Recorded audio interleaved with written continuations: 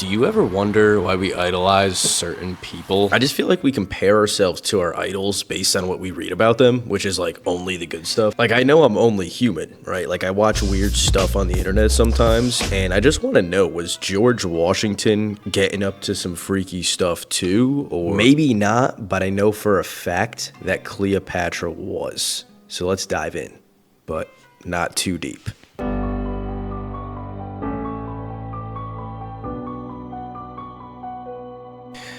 So we all know who Cleopatra is, but did you know she was actually a little bit of a freaky girl? She was a little bit of a goddamn whore. Whoa, okay. I just want to preface by saying she had been through a lot, guys. Okay, you guys had no idea what she was going through.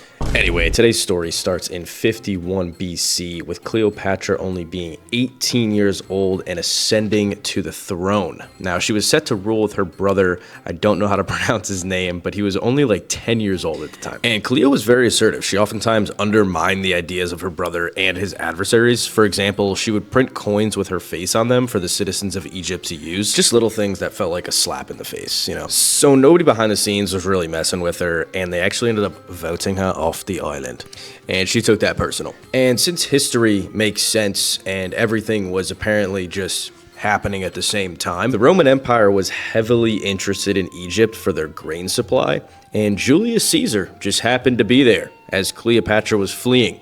So she snuck into his quarters wrapped in bed sheets and convinced him to support her. I just want to add that I would have also 100% folded in this situation. I mean, think about it. You're a Roman emperor. That's like every dude's dream. And then this hot ass girl just walks into your room and is like, yo, help me, help me. Like, bro, come on. Come on. Like, just say that you'll fold too, so I'm like not the only one. Anyway, Julius Caesar and his forces defeated her brother and supporters, and Cleopatra was back on the throne in no time. Now, as time went on, Cleo and Julius would go on to have a child, according to her. Julius would never claim that motherfucker. But Cleopatra was like, this sex so good, I shouldn't have for free. So in 46 BC, she convinced Julius to bring her back to Rome, where she'd stay close by and they could fornicate whenever they want. Unfortunately, 2 years later in 44 BC, Caesar gets stabbed to death. So Cleopatra flees with their son, Caesarion. I don't know if that's how you pronounce it, but I'm going to leave it on the screen so you guys know. Now, let's not forget, the Roman Empire still had control over Egypt, and they were also in the midst of a civil dispute. The East versus the West.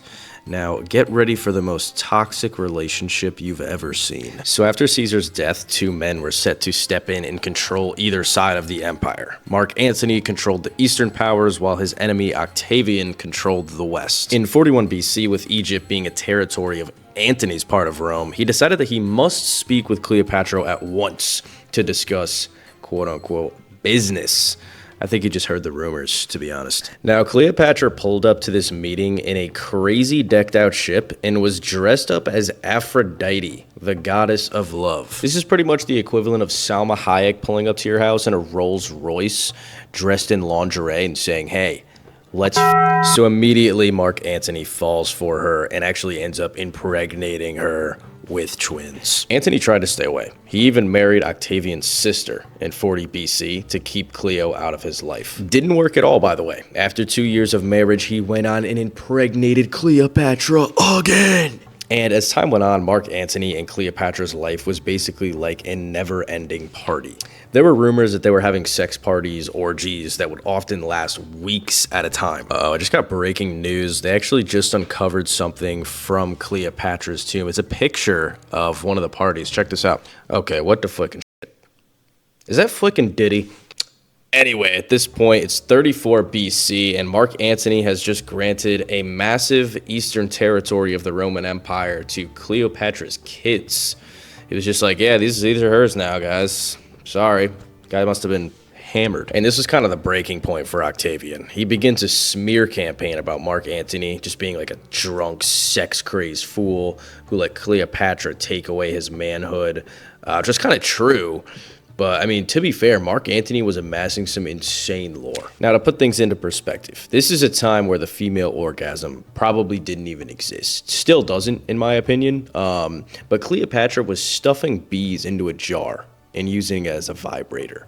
So just imagine the stranglehold that she had on Mark Antony. Anyway, in 32 BC, Octavian has decided enough is enough, and he declares war on Cleopatra. And Egypt got absolutely destroyed. Alexandria was the last place where Antony and Cleopatra could even hold it down. And Antony remained fighting off Octavian's forces as long as he could. But guys, this is where things get a little crazy. As Antony continued to defend the capital, Cleopatra barricaded herself in her mausoleum, which was just a giant tomb full of cool, shiny stuff. Now, I don't know if she was nervous that Antony would leave her for dead after Rome defeated Egypt, but she started a rumor that she killed herself, hoping that Antony would join her in death. And when Antony received notice, he was heartbroken and ordered one of his servants to kill him. Funnily enough, the servant was like, nah, bro, I'm staying out of this, and just killed himself on the spot. So now at this point, Mark Antony had no choice. He stabbed himself in the stomach in an attempt to end his own life. However, he failed, and as he's laying there like, fuck, his men informed him that Cleopatra was actually still alive. She lied.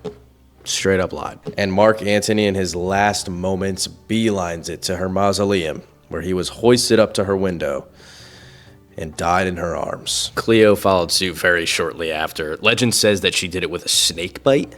What a way to go. Creepiest part is, though, the tomb was never found. Not gonna lie, this story gets me going. Gives me hope that there's somebody out there as crazy as I am. I mean, as messed up as Cleo and Antony were, they were so madly in love, man. Like, something I would kill for, honestly. And that fairy tale ending? Are you kidding me? Sorry I'm a bit of a romantic, but come on. Also, make sure to tell this story to your boys at the pub, since it's a great segue into making fun of the one friend that's always crashing out over a female. And if you enjoyed this video, make sure to leave a like, subscribe, and comment what you miss about her, man. Open up. We're here for you. See you in the next one.